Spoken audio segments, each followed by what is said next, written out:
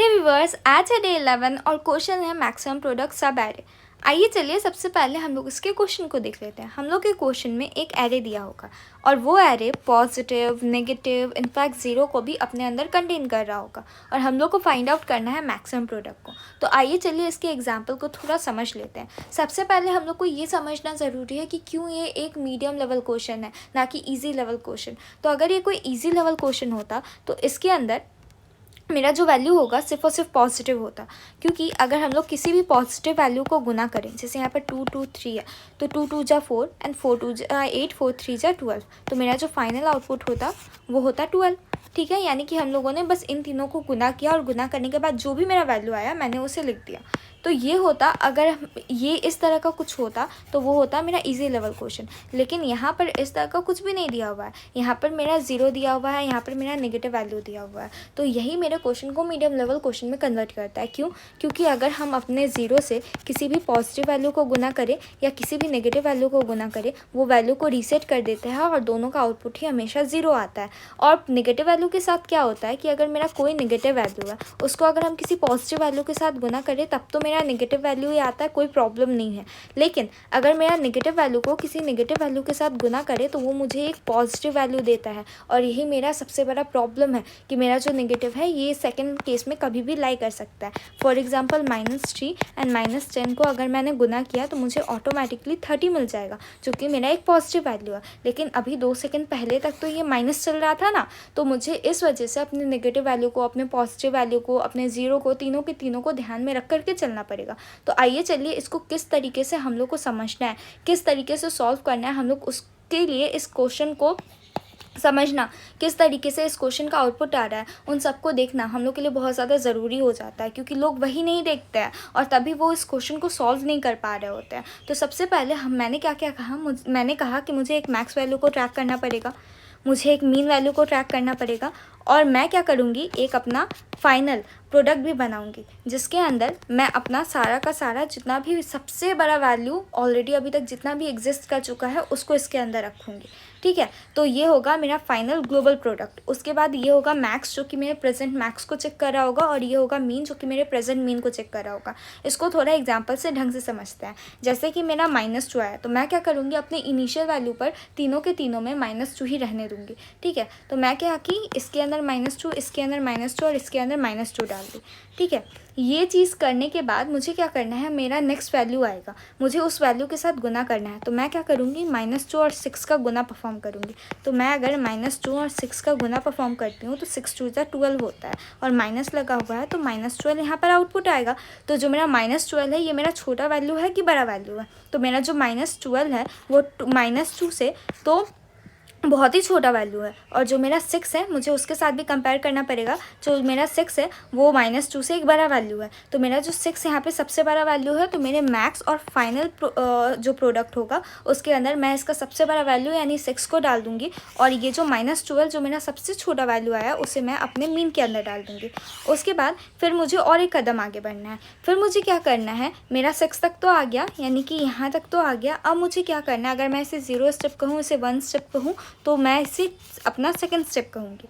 ठीक है, तो मैं अपने जैसे ही सेकंड स्टेप पर आ गई तो सेकंड स्टेप पर मुझे क्या मिला, -3 मिला। तो अब मुझे क्या करना है, इस -3 को सबके साथ गुना करना है। किस किस के साथ गुना करना है, मुझे अपने मीन के साथ भी गुना करना है, मुझे अपने मैक्स के साथ भी गुना करना है। अगर मैं -3 को 6 के साथ गुना करती हूँ तो मुझे क्या आता है, 6 1 6 6 12 6 3 18, तो मुझे मिलेगा -18। और मैं अगर अपने -3 को अपने सबसे छोटे वाले वैल्यू यानी -12 के साथ गुना करती हूँ तो मुझे क्या मिलेगा, तो 12 को 3 के साथ गुना करने पर आउटपुट आता है 36 और माइनस माइनस प्लस हो जाता है। तो यहाँ पर मुझे मिला +36। अगर आप 36 और -18 में कंपैरिजन करें तो कौन सबसे छोटा और कौन सबसे बड़ा है, 36 ऑब्वियसली सबसे बड़ा है। तो मैं क्या करूँगी, 36 को अपने फाइनल प्रोडक्ट के अंदर लिख दूँगी और -18 को अपने मिनिमम के अंदर लिख दूँगी और ऑब्वियसली जो मेरा इनिशियल मैक्स है उसके अंदर भी अब 36 चला जाएगा। अब मैं और एक कदम आगे बढ़ूँगी, मैं एक कदम आगे बढ़ूँगी और मेरा जो नेक्स्ट वैल्यू है वो है मेरा -10। अब मैं क्या करूँगी, इस -10 को अपने पीछे वाले मैक्सिमम और अपने पीछे वाले मिनिमम के साथ गुना कर लूँगी। गुना कैसे करूँगी, जैसे मैं अगर इसे 36 के साथ गुना करती हूँ और मैं इसे -18 के साथ गुना करती हूँ तो मेरा आउटपुट क्या आएगा, अब मुझे वो देखना है। ठीक है, तो अगर मैं इसे अपने 36 के साथ गुना करूँगी तो 36 और -10 को गुना करने पर मेरा कितना आएगा, -360, और -18 और -10 को गुना करने पर कितना आएगा, 180, पॉजिटिव 180। तो अब मुझे क्या मिला, मुझे एक -360 मिला जो कि मेरा एक छोटा वैल्यू है। तो जो मेरा छोटा वैल्यू है उसे मैं अपने मिनिमम के अंदर रख दूँगी। मुझे 180 मिला जो कि अभी तक में प्रेजेंट टाइम में मेरा सबसे बड़ा वैल्यू है, तो उसे मैं मैक्सिमम के अंदर रखूँगी और मेरे प्रेजेंट मैक्सिमम के अंदर भी मैं 180 को रख दूँगी। उसके बाद नेक्स्ट आता है मेरा 4th स्टेप पे 0। अब इसको भी ध्यान देने वाला बात है, 0 क्या करेगा, मेरे सारे वैल्यू को रीसेट कर देगा। कहने का मतलब है कि मेरे पास अभी कौन कौन सा वैल्यू है, -360 है और 180 है। अब मैं क्या करूँगी, मैं इन सबको थोड़ा साइड कर देती हूँ। जैसे मैं इन सबको छोटा की और इसको थोड़ा साइड कर दी। साइड करने के बाद मैं अपने 360 और 180 को लेकर के चलूँगी। मैं अपने 360 और 180 को लेकर के चलूँगी तो मुझे क्या क्या मिला था, मेरा जो अभी इनिशियल मिनिमम है वो है -360, मेरा इनिशियल मैक्सिमम है 180। अगर मैं इन दोनों के साथ 0 को गुना करूं तो मेरा जो आउटपुट आएगा वो 0 ही आएगा। तो मैं क्या करूंगी, इन दोनों में रीसेट कर 0 कर दूंगी और मेरा फाइनल लेकिन जो प्रोडक्ट होगा वो चेंज नहीं होगा, उसके अंदर अभी भी 180 का 180 ही रहेगा। उसके बाद नेक्स्ट जो वैल्यू आया वो वैल्यू है 2। अब मैं 2 और जो 0 है उसको गुना करके देखूँ तो इन दोनों में 2 और 0 में छोटा कौन है, तो 0 छोटा है। तो मेरा जो मिनिमम होगा उसके अंदर तो अभी भी 0 रहेगा, लेकिन मेरा 2 बड़ा है। तो मेरा 2 जो मेरा सेम वैल्यू आया वो तो खुद में ही बड़ा है, तो यहाँ पर मैं 2 लिख दूँगी, लेकिन जो मेरा फाइनल प्रोडक्ट होगा उसके अंदर 180 होगा। तो इसमें अगर मैं देखूँ तो जो मेरा फाइनल आंसर आया है वो है मेरा 180। ओके, तो मुझे इसको इस तरीके से सॉल्व करना होगा। तो इसका अगर मैं शेडो कोड आप लोग को दिखाऊँ तो मैंने क्या किया है, एक इनिशियल मैक्सिमम प्रोडक्ट रखा है जो कि मेरे ग्लोबल मैक्सिमम को अपने अंदर कंटेन करेगा। तो इनिशियल वैल्यू जो भी मेरा इसका पहला वैल्यू जो कि -2 था वो इसके अंदर डाला, सेम इन दोनों के साथ किया है। उसके बाद मैं एक लूप रन करवाऊंगी 1 से लेकर के अपने पूरे एरे के लेंथ तक। ठीक है, और मैं चेक करूंगी कि कोई नेगेटिव वैल्यू आ रहा है कि नहीं। यहाँ पर -2 एक नेगेटिव वैल्यू है, तो जैसे ही -2 एक नेगेटिव वैल्यू है वो इसके अंदर जाएगा और जो मेरा मैक्स वैल्यू और मीन वैल्यू दोनों एक दूसरे से स्वैप कर जाएगा।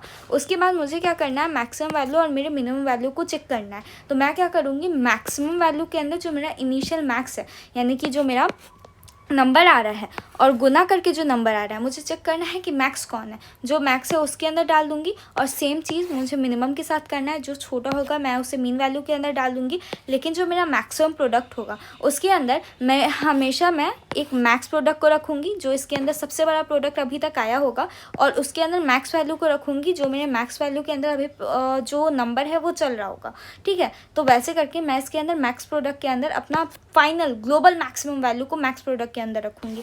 उसके बाद मैं रिटर्न करवा दूँगी अपने मैक्स प्रोडक्ट को। और अगर मैं यहाँ पर छोटा सा ड्राई रन करके देखूँ तो मुझे समझ में आएगा कि मेरा ये कोड बहुत फाइन तरीके से काम कर रहा है। जैसे मेरा यहाँ पर पहला स्टेप है, पहले स्टेप में मेरा आया -2। तो अगर मेरे पहले स्टेप में जो वैल्यू आया है -2, तो मेरा जो मैक्सिमम वैल्यू होगा वो -2 होगा, और जो मेरा मिनिमम वैल्यू होगा वो होगा -2, और जो मेरा मैक्सिमम प्रोडक्ट होगा वो होगा -2।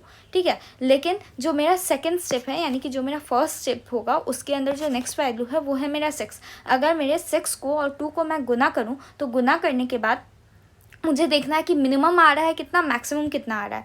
तो मैक्सिमम तो 6 का 6 रह जाएगा, लेकिन जो मेरा मीन वैल्यू होगा उसके अंदर -2 चला जाएगा और मैक्स प्रोडक्ट के अंदर अभी भी ये 6 बना रहेगा। तो इस तरीके से मेरा ये जो है ये 5 स्टेप तक रन करेगा। रन करने के बाद जो मेरा फाइनल आउटपुट होगा वो 180 तक जाएगा। आप लोग ये बीच के वैक्यूम स्पेस को खुद से ड्राई रन करके भरिएगा। मैंने ऑलरेडी आप लोग को इसका बहुत सुंदर तरीके से ड्राई रन दिया है। तो आइए चलिए इसका कोड देखते हैं कि किस तरीके से हम लोग इसके